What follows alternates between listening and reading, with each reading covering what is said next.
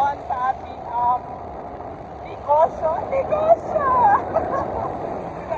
Punta tayo doon sa ibibenta natin mga lupa at saka bahay na ating ibibenta. Puntahan po natin at tingnan po natin doon. By the way, itong pupuntahan po natin ay malapit lang po ito sa Dinaguan Nature Farm. Malapit lang po talaga ito sa Dinaguan ni Brenda. Makikita po natin doon. Malapit lang talaga. So dito muna tayo na namin. So, dito po tayo sa Solana na area at ito pong subdivision papasok. Sa dulo konti ay may swimming pool dyan at doon po ang bahay sa Hinaguan ni Brenda. So ngayon guys, so andito kami ngayon dito sa ating area kung saan po yung ibebenta nating lupa. Ayan. Guys, so ayan po yung area na dyan. Ayan po yung area ng lupa. By the way, sa highway po siya banda. Malapit po siya sa highway po siya. Yung ating lupa na ibebenta. Ayan. So dito tayo bababa muna tayo. Kasama ko ngayon si Buji.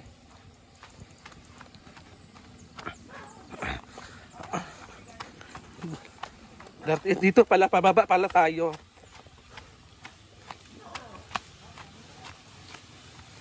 Ayan. May aso. May aso pala. Dito.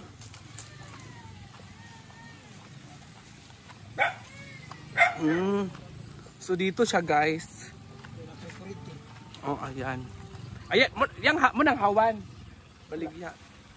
So ito yung area na ibebenta po nating lupa na 930.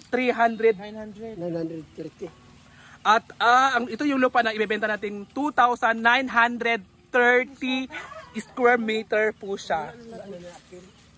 Diba ito yung area oh. Diyan po, papunta po doon. Papunta po doon sa gilid, papunta din doon. Doon guys. Malawak po siya at tabi po siya sa kalsada. At kasama ko ngayon si Buji, may title na po sila. May title na po ito ha, kompleto po ito ng papel.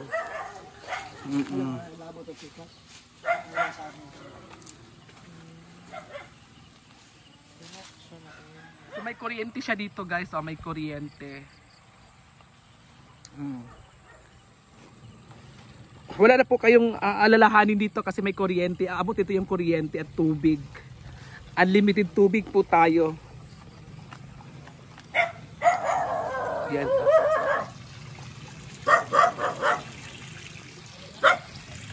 Yan na po siya guys.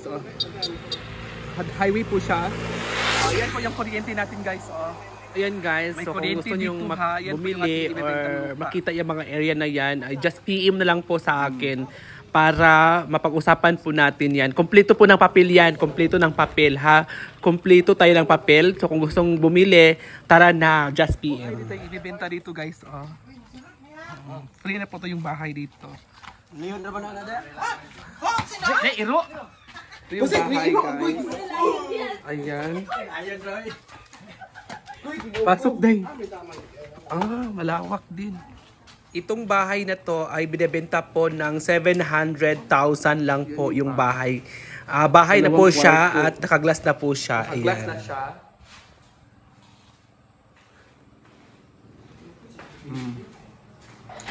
At may tubig siya dito guys ha. 2 kwarto siya, nakaglass na siya. Naka-sliding na siya. At sa likod ay mga farm ang nasa likod. Ayan po yung sa likod. Ito yung sa likod guys Ayan. Yan yung sa likod. At sa harap naman ay kalsada. Diba? Ayan. Magkano baligyan ni? 200 square meter to siya. May ano na. May CR pa siya dito guys.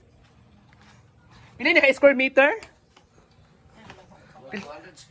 200 square meter? Kanila siya, ang likod na ulapay ko na nakapalit anak. Kanila siya. Kanila ang balay.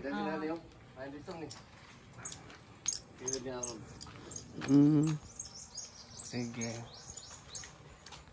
Pero kung ibalikan niya siya nga buo, pila? 700,000. 700. Ayan guys, may tubig pa po siya guys. Ayan. Unlimited tubig po tayo dito.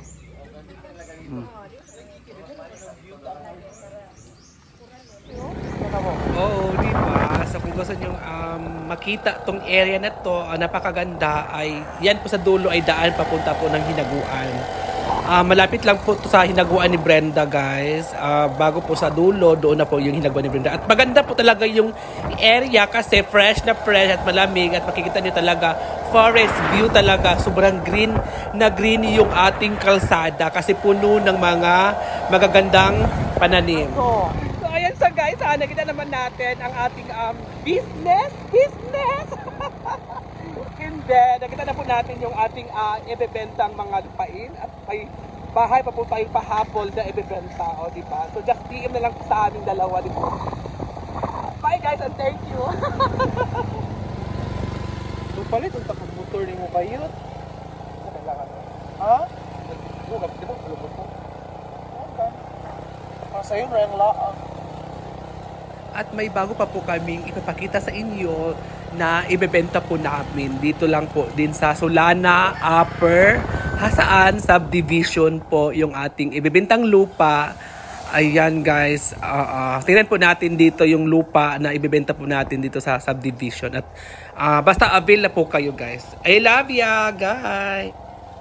Guys, may ibebenta po rin tayo dito, may ibebenta rin tayo dito na subdivision. Dito sa area ay sa Solana Subdivision. Ayan, tingnan natin yung lupa dito.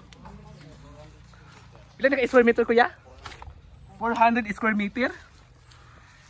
Dito ay 400 square meter po itong area. Dito.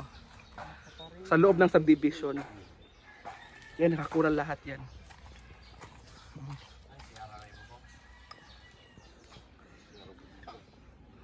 Laki-laki din. Laki-laki din yung lupa o 400 square meter.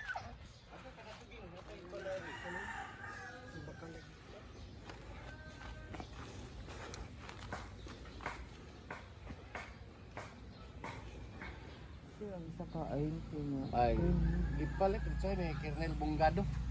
Ang general. Sila kapasok ko to sa inyo.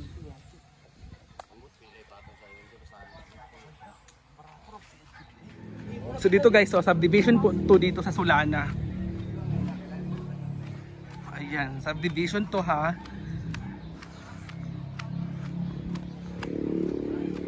Subdivision. Dito yung subdivision sa Solana guys. Ayan guys, yung mga bahay natin dyan. Ito.